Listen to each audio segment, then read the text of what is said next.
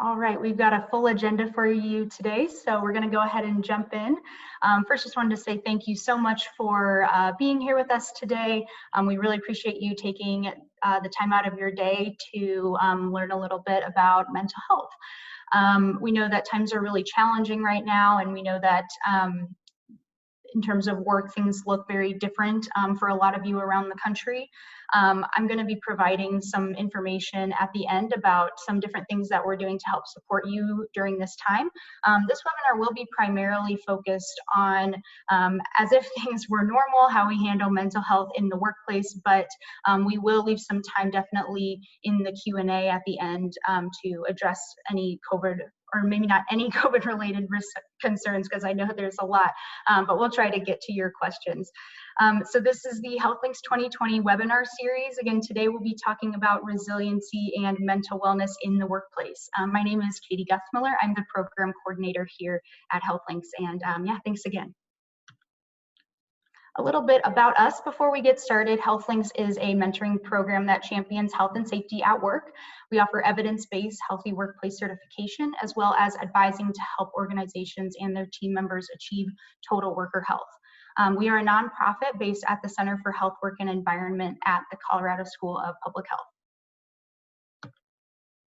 For those of you who are in our HealthLinks network, you should be familiar with our benchmarks. If you're not, that's okay. These are the 6 different areas that we assess and advise on. And I just wanted to point out today that our topic of mental health would fall into this health programs and policies benchmark. Quick agenda for you today. We will first hear from Dr. Chad Morris, who has a presentation for us. We'll then transition into a panel discussion. We are lucky to have RK and Rocky Mountain Health Centers here with us today to talk a little bit about what they're doing for mental health and hopefully provide you with some takeaways that you can bring to your workplace as well. Then we'll be doing a Q&A. So again, please ask your questions if you have them for the speaker or the panelists. We will address those at the end. And then finally, we'll do a quick closing wrap up, and I'll tell you a little bit about what's coming up next and some of those COVID-related resources that I mentioned. Some general housekeeping. All participants will be kept on mute throughout the duration of the presentation. Please use the chat function for any technical issues. We have Kira Litvin with us today helping us with that, so don't hesitate to reach out. If you have a question for our speaker or our panelists that are content related, please use the Q&A function. That's what we will be using at the end of the webinar to address all of your questions. This webinar is being recorded and we will be uploading it to YouTube after this, and the link will go out in a follow-up email later this week, so you'll receive that. There will be a survey at the end of this webinar. We would love if you could take a minute to complete this. It helps to inform our future webinars and just get your feedback on overall how the webinar went. Hopefully you know this already, but if you don't, Sherman Ches credits are available. Again, information about that and how to claim those will be in the follow-up email going out later this week. All right, I am so excited to introduce to you Dr. Chad Morris. Chad is a licensed psychologist and professor at the University of Colorado Denver Department of Psychiatry, where he is the director of the Behavioral Health and Wellness Program. Nationally, he has led over 100 initiatives to study and implement effective organizational, psychosocial, and pharmacologic wellness strategies across the age range. As the vice president of Spark Inspiration, he also offers corporate wellness solutions. All right, thanks so much for being here with us today, Chad, and I will let you take it away. Great, thank you very much. Let me go ahead and pull up the presentation.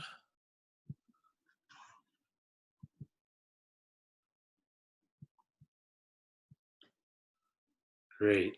Are you seeing everything okay? Yep, looks great. Wonderful. Well, thanks again for the opportunity to spend a little time today talking to you about both your personal wellness, and we're going to start there, but really also talk about how you can support your colleagues and your peers in the workplace in their own mental wellness. So really focused on that mental wellness aspect today. And attending to our mental wellness right now is particularly important in the face of so much uncertainty. Humans don't do well with real unpredictable circumstances. we seek to control, or at least want to know how long we will need to weather any particular storm, and it's difficult if we don't have a picture of what's coming in the future. So from an organizational psychology sense, it's really clear that autonomy and independent choice is important to us, but we really seek that ability within a supportive structure where we really have a structure around a finite number of options, really. And outside of that, again, it leads to anxiety and stress, and a lot of us are really experiencing that. So much of that kind of typical world is shattered right now. I know this isn't a COVID-only kind of webinar right now, but not knowing what to expect or how long we're facing the current crisis, that's going to lead to common feelings of being overwhelmed, feeling distracted, tired, exhausted, angry, depressed, anxious. And this is completely understandable right now. To feel some level of distress. If you don't have some level of distress, even you're probably in some kind of denial, or you're in a very small minority of people right now. I think we're all feeling some of that. So, and you might feel optimistic a lot of the time, but often this is punctuated by, in the same course of the day, you might feel sad or helpless, and this might vary. It's just not a linear process. And this is the first thing I want to say is just this is absolutely normal right now. And the first thing that you can do is to really acknowledge those thoughts and emotions as they're coming up, and really just cut yourself some slack as a typical parent or partner or a colleague or peer. And just we're all human, and so we're all experiencing these same sorts of issues right now. But it's really nice in one regard that we can really all be part of an anti-stigma campaign, if you will, or movement, in accepting that this is a nonlinear journey and we're all struggling with these same issues, and that mental wellness may vary greatly based on circumstances and your social or work context, our biology as well. And so once we accept that facing some degree of mental struggle is inherent to being alive, we really have both the opportunity to build our own practice, and we're going to talk a little bit about that. But at the same time, we can really build better empathy for those colleagues that are facing difficulties. Maybe they are struggling a lot more, and they're having difficulty functioning in one or more areas of their lives, or they might be kind of moving into really having a serious mental health issue as well. So, when we're on a plane, we're always told that if that oxygen mask falls down, we really need to put on our own oxygen mask first before we can help others out. And I really look at wellness in the same way, is that we're really not in a position to help others unless we're helping ourselves. And sometimes people feel like that can sound selfish, but it really isn't. Rather, when we're mentally strong, we're able to better assist others while also maintaining healthy boundaries. And healthy boundaries are incredibly important right now.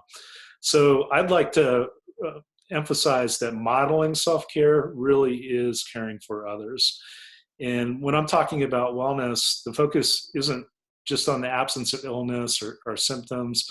We're really talking about a multifaceted approach to wellness across a variety of dimensions in life, including things like our physical wellness, of course, but social wellness, our occupational wellness, intellectual wellness, emotional, and I can go on, but all those dimensions interact.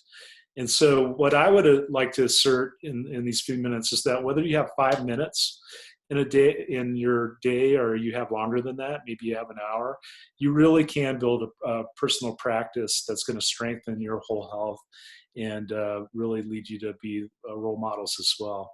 So the question is, what do you need to be well?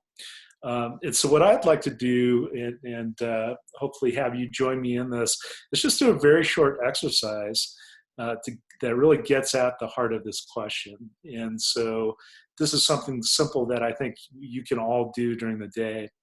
So as you move through your day, likely you shift from one task to another, one thought to the next, without much consideration for your internal experience. and your attention is drawn to whatever stimuli is most present, immediate, demanding. We all have these competing demands right now. And it's really a rare thing to take a moment just to stop. And to stop for a moment of contemplation, stop to check in with yourself and your physical and emotional state, and stop to really set your next intention. And the research tells us that getting back into this present moment reduces our stress response. We know that from study after study. And so when we're able to drop back into the present, we're more likely to gain a perspective and see that we really do have the power to respond effectively to adversity. So I'd like to just take a moment now to stop with you all. And so what I'd like to ask you to do is and you can either stand up or sit. Sometimes it's nice just to stand up to get your body moving a little bit. But if you're not comfortable with that, you can just sit wherever you're sitting. And if you're able, to kind of just shake out your limbs and loosen any stiffness that you feel. And try to place your hands kind of down by your side and straighten your spine a little, which I often have trouble with, and hold your head straight with your chin up. And if you can, stand with your feet shoulder length apart. And if you want to, you can close your eyes, or you don't have to close your eyes. It's really your comfort level.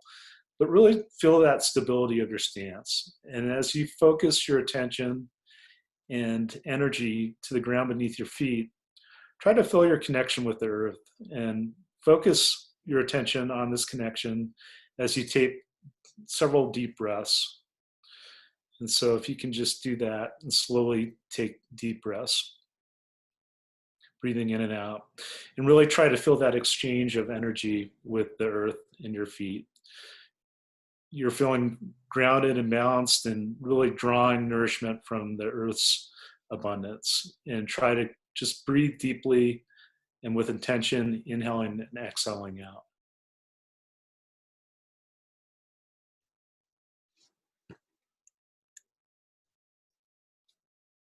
Now I'd like to tune into your body and your mind's eye. You can scan your body starting at your feet and as they're grounded, and just try to move up towards your head, checking in with your body, and notice any physical or emotional sensations in your body.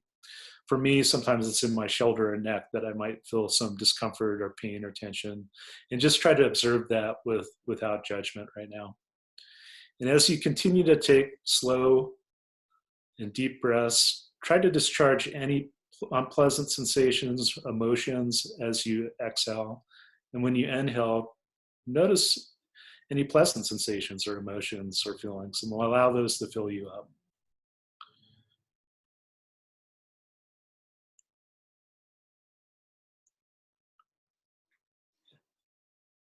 And as you do that, now it's time to observe, and just you can, if your eyes were closed, you can open them, or just start to look around your surroundings and do it with intention, and perceive your environment from a slightly new perspective.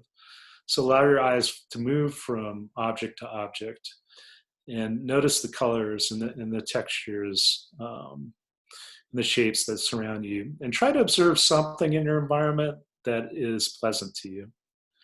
And just take a moment to focus on it and feel some appreciation for that. And now let's move to possibility. So consider the possibilities life has to offer you. Ask yourself, right now, what is possible? And what's something that you can really do for yourself over the next few weeks, next days, few weeks, that are really will help with your mental wellness. And while the possibilities are endless, try to really attend to those possibilities that come most immediately into your mind. And take a moment to mentally note that, and just really hold on to that possibility and come back to it.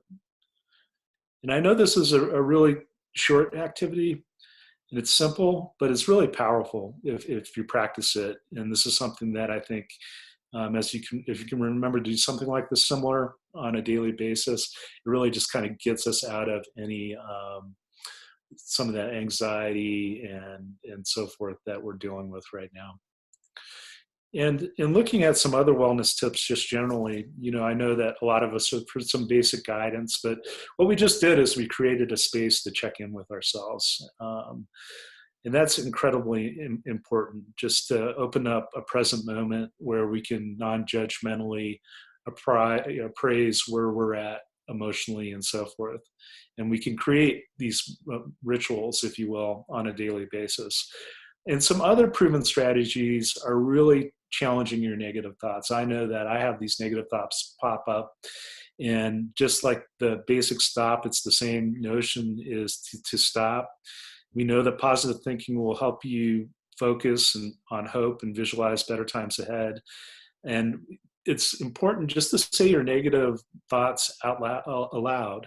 That in itself takes some of the energy out of them, and they lose their power. And in addition to that, really thinking about 2, 3 more positive thoughts that would take the place of, or alternatives to those negative thoughts that you've been dealing with. Also, gratitude. Many studies have found that people who consciously count their blessings every day tend to be happier and less depressed. And we just find this time and time again. So what does it mean to be grateful? It's not pie in the sky. It's not convincing yourself that nothing's wrong, everything's fine. It's just living your life with gratitude, meaning to focus on your time and your attention on what you really appreciate. And appreciate really connects us to the ordinary things, great and small, that we might not otherwise take for granted. So this is another ritual that you might think is consistent with your values. And really connecting with other people, sharing these experiences, what's working, what's not working with your peers, and exchanging ideas around some of these wellness tips. Healthy boundaries are incredibly important right now. So everything's kind of in flux. And we're being called to do all sorts of things that we wouldn't normally do. And it's really easy to say yes to everything, honestly. And we need to determine what our limits are right now. And we need to also determine what our limits are and how to appropriately communicate those limits to those asking for this or that in our day. Coping strategies are also important, really assessing your coping strategies. One type of coping strategy is not better than another. It's just a matter of goodness of fit with the situation that you're facing. So right now, it may be important to work on emotion and meaning-focused interventions, since many of our current situation is, again, really out of control. So emotion-focused coping are strategies directed at changing the way a person thinks or feels about a stressful situation. And meaning-focused strategies are those strategies directed at using any kind of stressful situation we're facing and trying to create meaning and an understanding and self-understanding around that. And the last one, practice. I mean, there's a reason we call these practices. Whatever you choose to do, you need to do it regularly to really get good and adept at what you're doing. And that's just one of a few thoughts and one exercise to share with you. We have a lot of self-assessments and exercises that you can do on your own or with your colleagues or as part of a wellness committee or whatnot. And so you can go to our website that's here on the page and download these 2 toolkits. One is don't get caught up in the titles. One says it's for physicians. One says it's for addiction professionals. All these different things that we integrate the exercises, a lot of mindfulness exercises, for instance, really apply generally across occupational settings. So please take a look, and I'm hopeful that some of these will really speak to you. Resiliency is dependent on self-practice, but it has to be collective at the same time. Organizations, our institutions need to support this work and well-being. So I want to focus. There's a lot of ways that organizations can promote mental well-being, but I just want to focus on one way that organizations can support a culture of wellness. And that's really to support opportunities for skill building around communications or communication skills. So this can be things like motivational interviewing trainings, or this can be other kind of communication trainings. But this is a point where we all need to get back to essentials for having conversations that are proactive, are really in response to coworkers who appear to be struggling or might have some kind of mental health issue. And organizations can provide these opportunities, and by ensuring, maybe the cost, look at the cost of the training, but ensuring that there's time and space for these trainings as well. And so getting into that a little bit, one of the models that I wanted to share with you about really kind of reaching out, helping your colleagues, and balancing that out with your own self-care is what we refer to as the ask, the listen, and the connect model. And so ask is really getting back to asking your colleagues open-ended questions. I know it's hard. It's often hard. How do we start these critical conversations with our colleagues if we see them in trouble? So that's why we're going through this. And it's getting back to asking open-ended questions, meaning you can't answer these questions simply by saying yes or no. And they really come from a place of sincere curiosity. And really what you're doing is extending opportunity to elaborate on someone's experience. And it's important not to start with that word why. Why are you doing X, Y, or Z? Because that typically has some real or perceived judgment attached to it. And so these are just some examples of ways that you can start those critical conversations. And they're deceptively simple, like how are you feeling? What support do you need right now?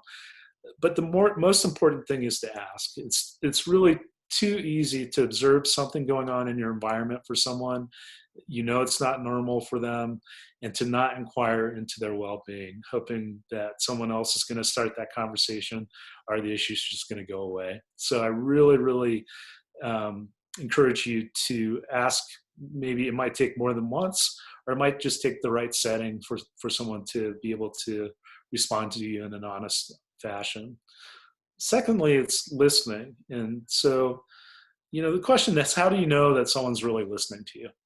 And this is a real skill set too. And it's really the notion that someone's listening to you when they can accurately reflect back the essence of what they are saying to you. And in addition to that, you might be able to add some kind of meaningful interpretation to what they're saying.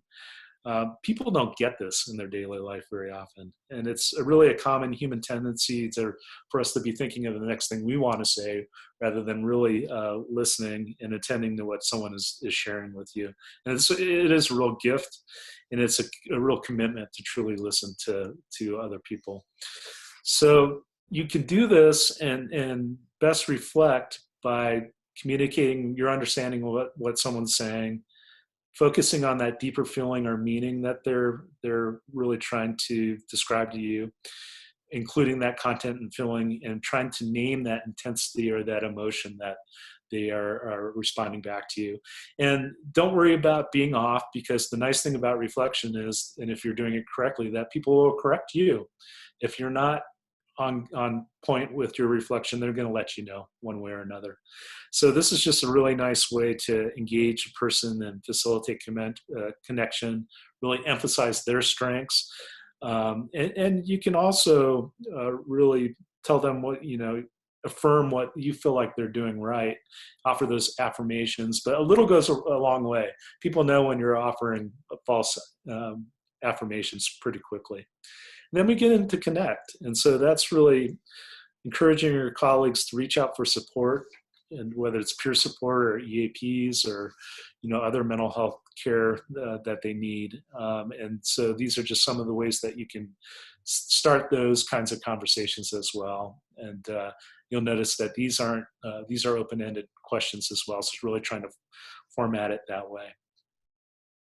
And if people are open to that kind of support, then there's lots of really great resources out there. These are some national resources.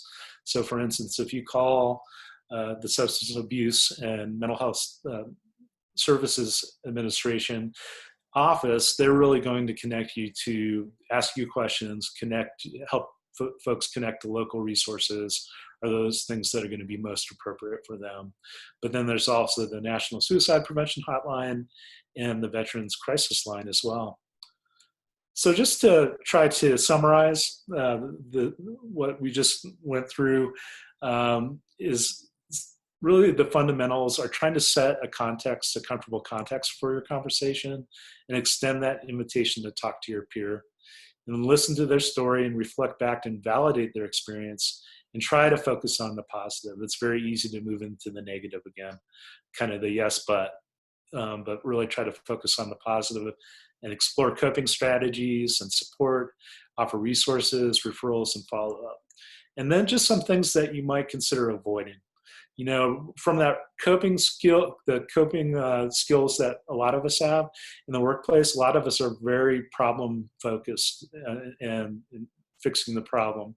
That isn't where you want to go in this regard. We all have ideas of things people can do. This isn't really the time to share that with folks. It's really, you don't want to give unsolicited advice unless you ask people would they like some ideas. And you want to operate within your scope and not become a therapist.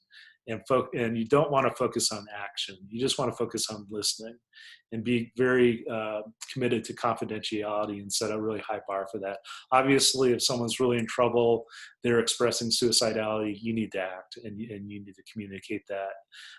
But the other thing is just, making sure that people are really wanting to talk before you get into those critical conversations. So that's just a few things I wanted to offer today. I know it's really kind of short and sweet at this time. We only have a little time to look at that, but hopefully that was helpful. So I'll go ahead and turn it back.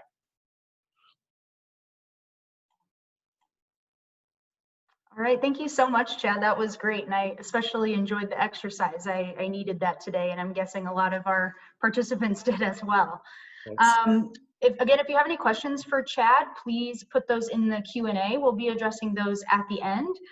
Right now, I would love to welcome our panelists, Devin Spalding and Lisa Ponder.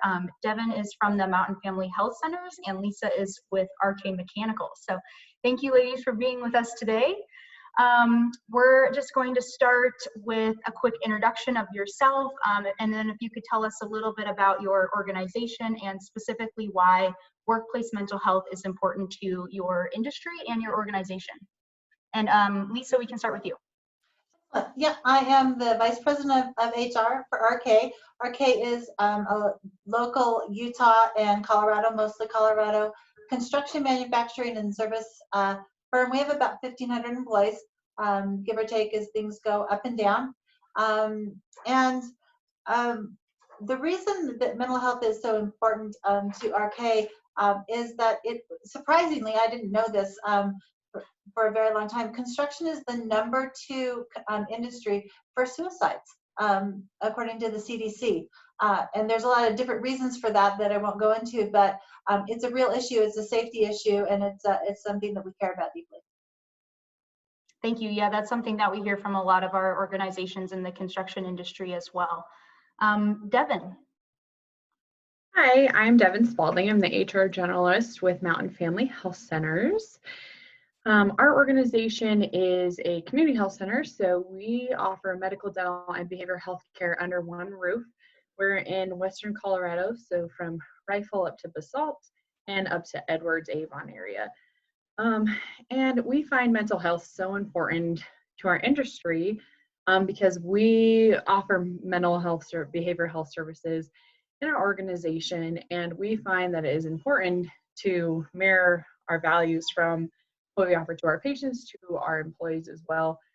A lot of the times these are, even though we're giving the advice of you need to seek mental health treatment or behavioral health treatment, we don't walk the talk. And so we want to make sure that our employees know that they have the services so that we're able to serve our patients at the best ability that they can. Great, thanks. And thanks for mentioning walking the talk. That's something that we talk a lot about at HealthLinks. So moving on, we've heard from some of our organizations that using the term mental health may be challenging, and instead they may opt for something like stress management. How do you raise awareness about mental health in your organization and really address the stigma that sometimes comes along with talking about mental health? One of the things that we did find in construction, it is the tough guy, very male dominated, about 85 to 90% male still, was that we needed to hit it head on. And so we do actually talk about mental health all the time. Stress management, yes, but that's something that's addressed in different ways in different trainings. We start right away from our new hire orientation. we talk about mental health to our new hires. We make sure they understand all the resources that we have, that it's part of our medical providers. We make sure we're in a network that has good mental health professionals as well.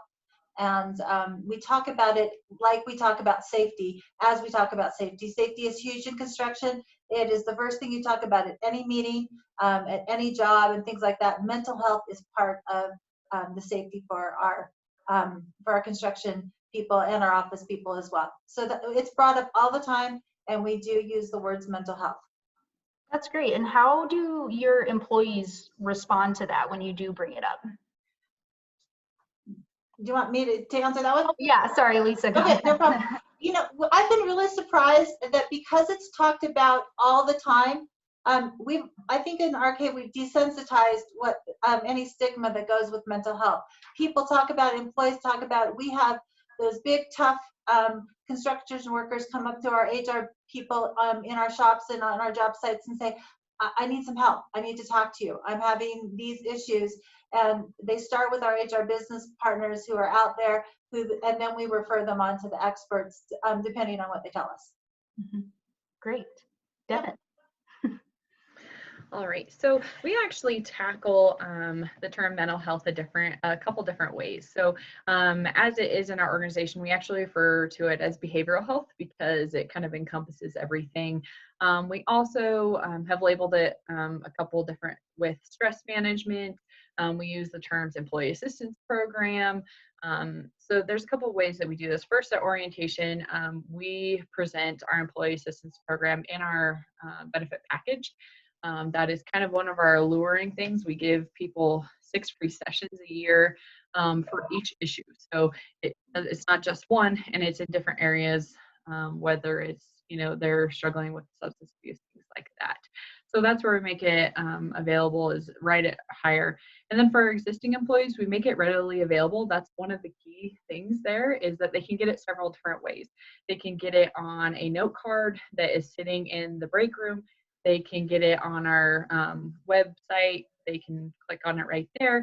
We also send it with our monthly stress management emails, which some people say another email is adding more stress. So we probably only send one email of that a month. And then we also have it where they clock in and out.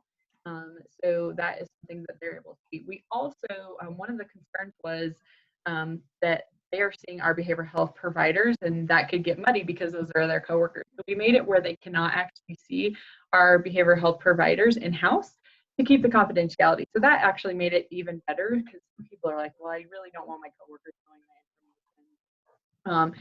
So we make that very confidential, and we repeatedly let them know that it's confidential. Yeah, and thank you for addressing that. I know that that's an issue that a lot of people are concerned with, is talking about these things in the workplace, and where does it begin to breach confidentiality. So that's a great strategy. And I also love that you're really meeting employees where they're at in terms of communications and trying to reach them in multiple different ways. Can you tell us a little bit more about what programs and activities you offer to improve workplace mental health? And Devin, we can start with you. Okay, yeah, so EAP, which is Employee Assistance Program, we also have a wellness program where if you do several different activities, you get hours off. So for example, if you go see your EAP provider, or you do some type of mental health thing, or go to the gym, you get that time off, and it's 20 hours time off. And so by using your EAP, you actually get that time off. So you can use that to go see your EAP provider, or you can do it to go hike, or we really encourage people to use those hours to do that. We have online mental health articles and webinars accessible to them 24 hours a day. So they're able to access through our wellness portal, which is ran through Vivere. That we really, that's not a plug for them, but it works really well for them to access 24 hours. Then we have also walking mental. So we have groups of people that they feel comfortable talking about and de-stressing. It's able to talk about work that keeps it confidential within your coworkers. Great, thank you. Lisa?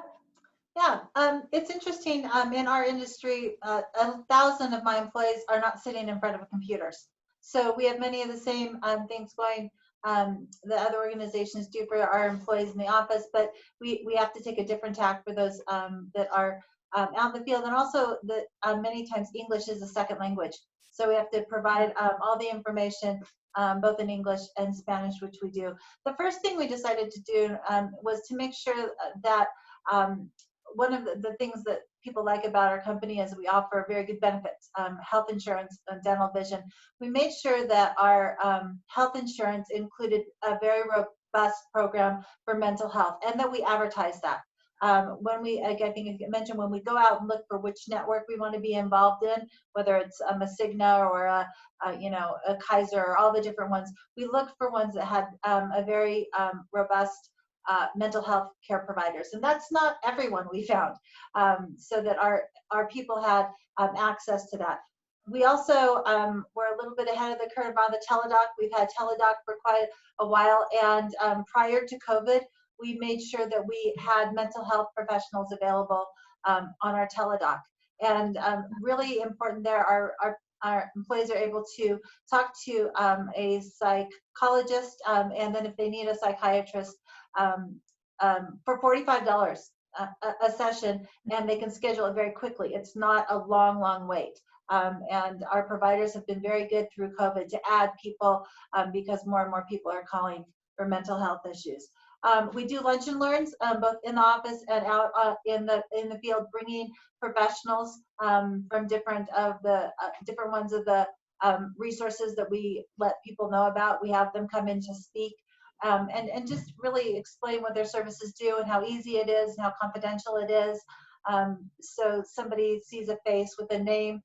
We also, like in all of our communications, and we do this by text for our guys in the field, not email.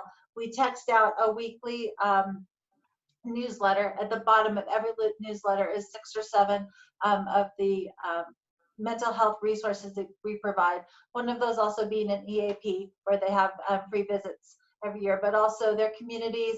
We're very big into the veterans support, because many of our construction employees are also veterans. So we have to go a little different direction, because so many of our employees don't have the same access that many of us do to computers.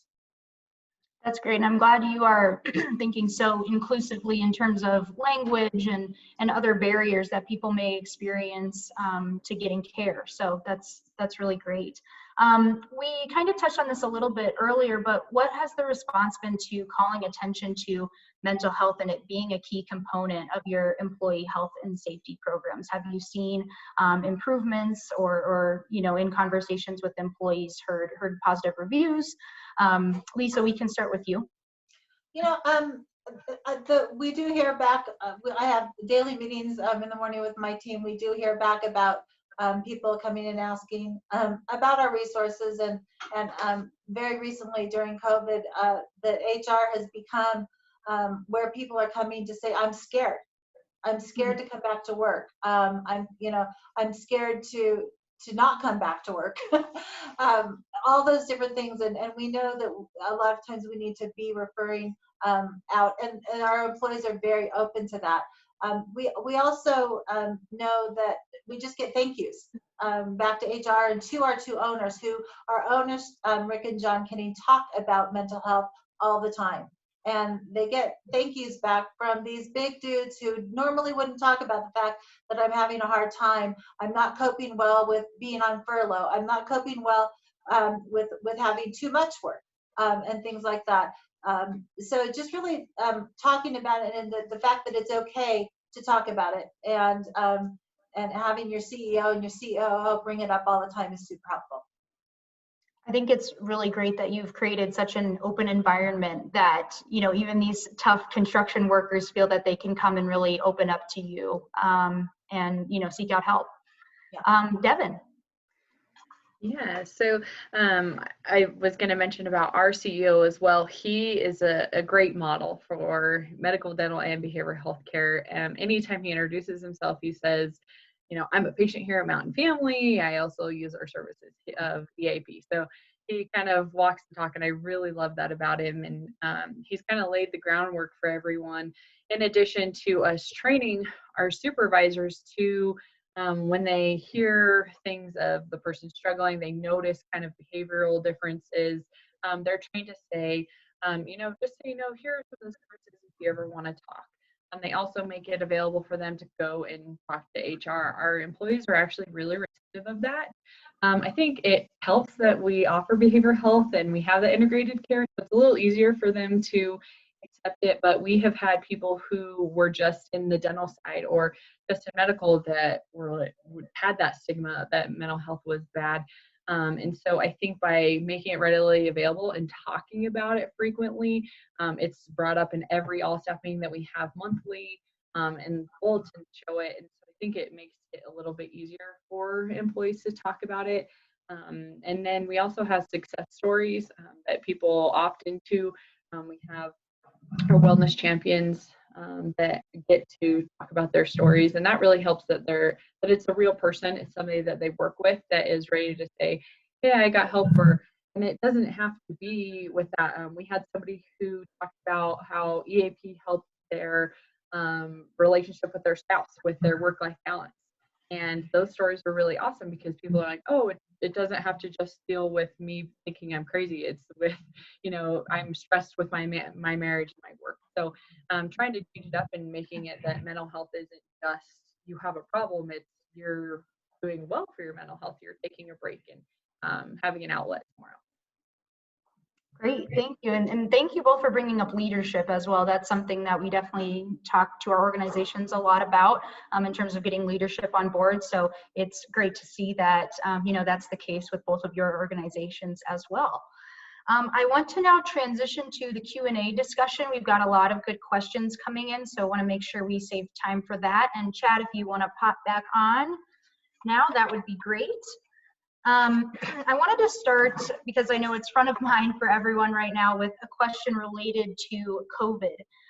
So what changes have you made, if any, due to this pandemic we're going through?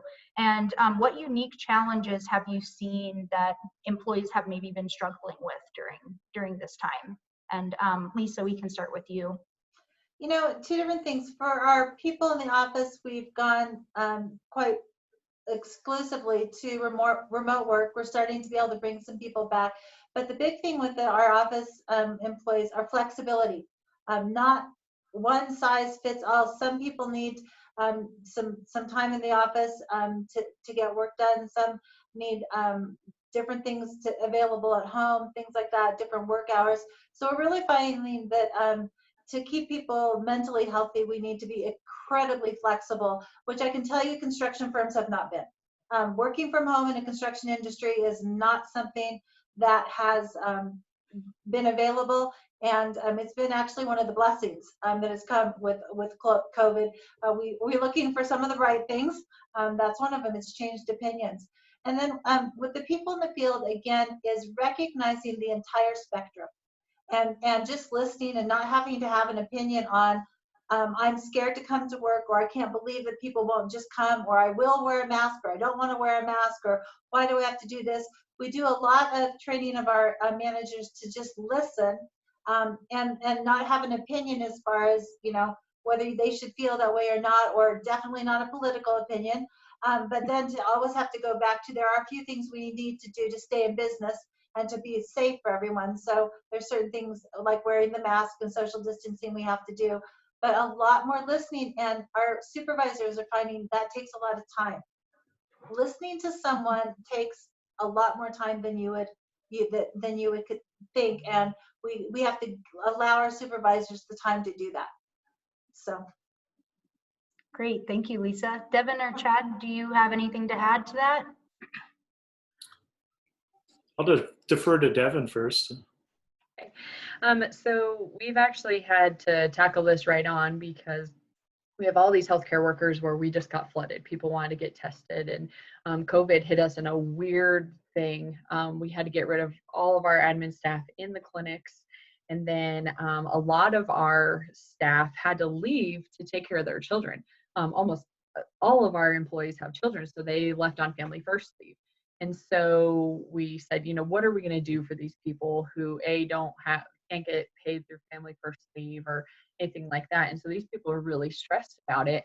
And so what we did is we did a lot of these job share type things. We flexed people around to do some administrative work. And at that same time, we said, okay, we want to flat out say things are going to need to be flexible at this time. We understand that you're going to have to work from home with your children running around. You're going to have to get on Zoom meetings with, your spouse is going behind you, everything like that. One of the things that we adjusted was saying, okay, currently staff, you have 2-minute breaks that you're supposed to take, 2-minute breaks that you're paid for a day. We extended those into 3 10-minute breaks, and we actually had the supervisor start saying those are mandatory, especially if you're working from home.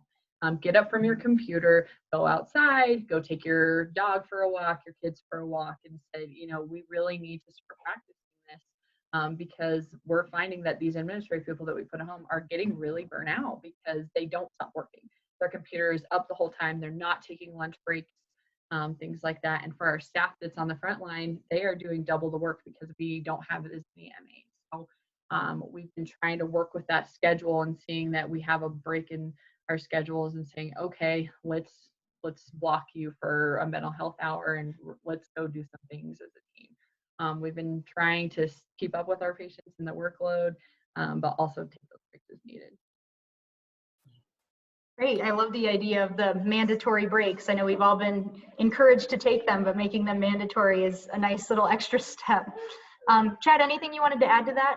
Yeah, I mean, I completely agree with what Lisa and Devin were sharing. A few things we've noted, there's again, I'm mostly on the healthcare side, but, there's those essential personnel that are dealing with different issues, a lot of it, and dealing with a lot of fear that they're bringing back as well. But, one of the things that's been interesting on the non-essential personnel that are working virtually is that what we're finding a lot of is that these are people that are just used to acting all the time. And it's really difficult for them to figure out how to prioritize, how to act.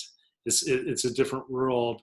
And with that, people tend to get kind of stuck, and it can look like procrastination or a variety of other things, but they're just having trouble figuring out what to do. And there's low levels of depression that are going with that. So really recognizing kind of this, not major depression, but this just kind of low level depression that then kind of comes into a vicious cycle of not being as productive, if you will.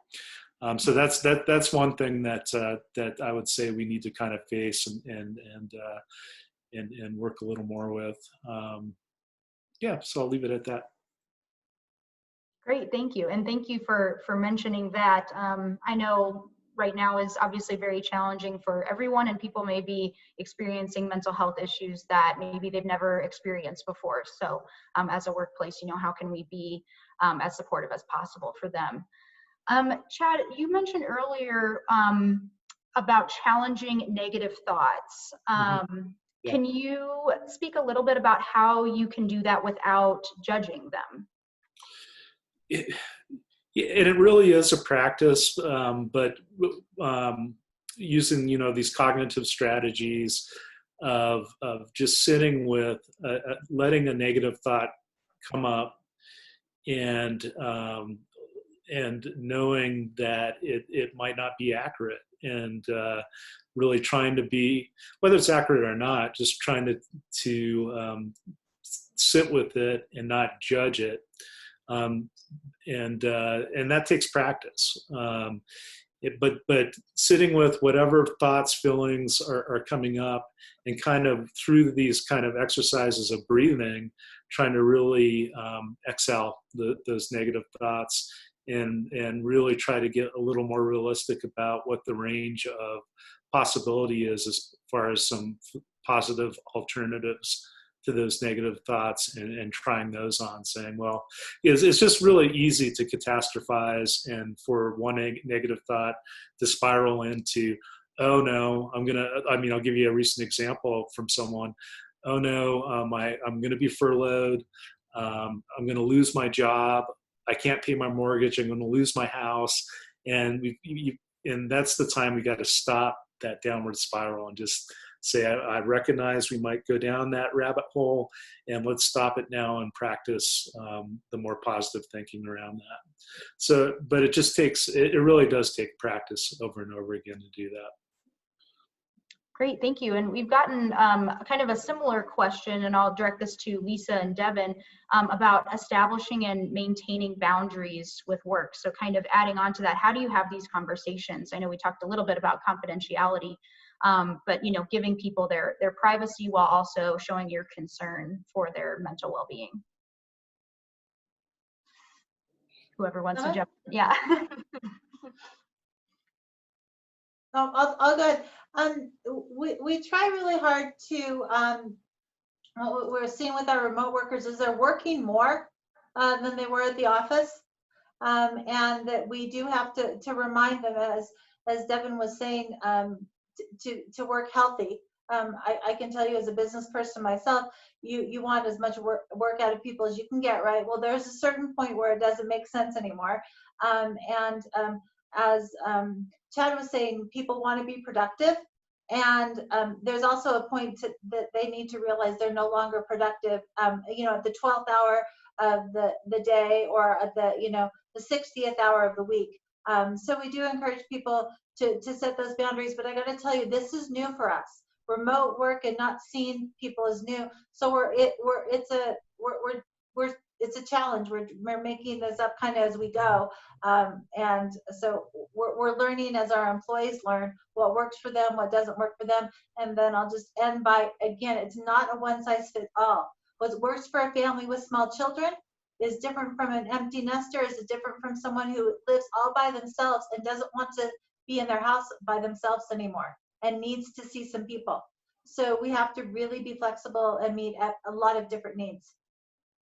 Yeah, thanks so much for addressing that. You need to tailor the response to the employee, that, like you said, one size doesn't always fit all. Devin, anything you wanted to add to that? Yeah, so I just wanted to reiterate, with the working from home, and I actually heard this on a webinar before, but we just talked about it, is setting those boundaries of what is your normal scheduled time. You're supposed to clock in at 8, take your lunch at noon, and clock out at 4 o'clock. And making sure that you're not keeping that laptop open, you're not answering emails on your phone, even especially for our salaried employees, like, well, I'm salary, need to answer things all the time. Making sure you set those boundaries for yourself, because that's, a lot of people are getting burnt out because it's an all day, everyday thing. And it's not like they're going to a physical location and then leaving. They're there all the time. And so you have to make sure that you can clock yourself out. And another thing is to make sure that you are aware of when you need to reach out for help. I've had people ask questions about, how do you ask for help? Well, it starts with being vulnerable and practicing those vulnerability skills. And it starts with creating a relationship with your supervisor. And that's why we make it very apparent to our supervisors that during this time, they need to strengthen those relationships and make sure that they're checking in frequently. And for our supervisors to check in with their supervisor, or use a EAP if they don't feel like they can have that relationship, because if you don't set those boundaries and get it out somewhere, eventually things are going to escalate and get worse. Thanks so much. Chad, do you have anything to add to that in terms of strategies of shutting down? I know it's really hard with us all, or most of us, working from home, but we also got a question from someone who works in an emergency room and being able to leave the stresses that they're dealing with at work before they come home. Well, with that one, there are some really nice exercises that I think you can Google too, and search them out about, it's almost, visualizations work really well in that regard. So it's basically taking that work and during that transition, really putting that work in a box, if you will, and closing that box as you go home, so that you don't have to deal with it when you're with your family and so forth. And so I would encourage looking into some of those visualizations. Exercises are really helpful. And the one other thing I wanted to say about boundaries too is that I think people are just so fearful about even maintaining their jobs right now, that they're really hesitant to bring up. They feel like they have to work harder, and they're hesitant about bringing up some of these boundary issues. And so I think it's really communicating to staff that we need to hear from you. You're safe in really talking about your boundary issues, because a lot of times it's just misunderstanding that the supervisor or the leadership might not understand the effect that a certain ask is having on someone until they communicate that. And so just making that safe is really important. Thanks so much for adding that, and thank you all. Unfortunately, that's all the time we have today for the Q&A, but just wanted to show our appreciation for you all being here with us. If you have questions that we weren't able to get to, you can email contact@healthlinkcertified.org, and I'm happy to connect you to get some of those questions answered. Really quick, just wanted to tell you about some things we have coming up lately, especially with everything going on with COVID. So I'll get this going here.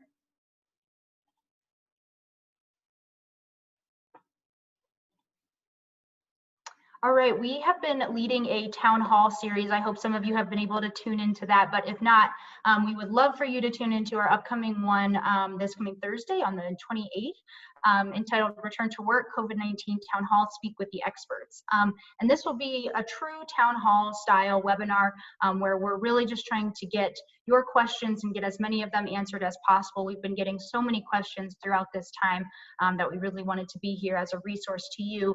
And Drs. Lee Newman and Mike Van Dyke will be on from our center to advise you on best practices for returning to work.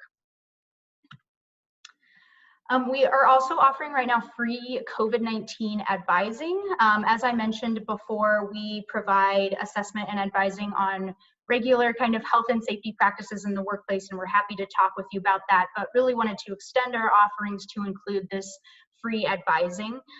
We will be in touch in the follow-up email with more information on how to sign up for this advising so that you can take advantage of that. We also have some resources on our website that I'll link to in that follow-up email as well. We have a whole page on COVID-19 resources, so you can go back and watch previous town halls. There's access to our slideshow presentations and just some other resources that can hopefully help you throughout this time. Lastly, just wanted to say thank you again. We know that, especially now with things being so crazy, we so appreciate you taking an hour out of your day to learn from us, and we hope that we helped a little bit throughout this time. Again, if you could please take a minute to complete the survey, we would really appreciate that. That helps us to inform our future webinars. So please let us know your thoughts, or if you have ideas for what you'd like to hear next. And again, you can reach us at contact@healthlinkcertified.org with any questions. My email is also linked to any webinar information you've been receiving, so you can go ahead and reply to that if that's easier too.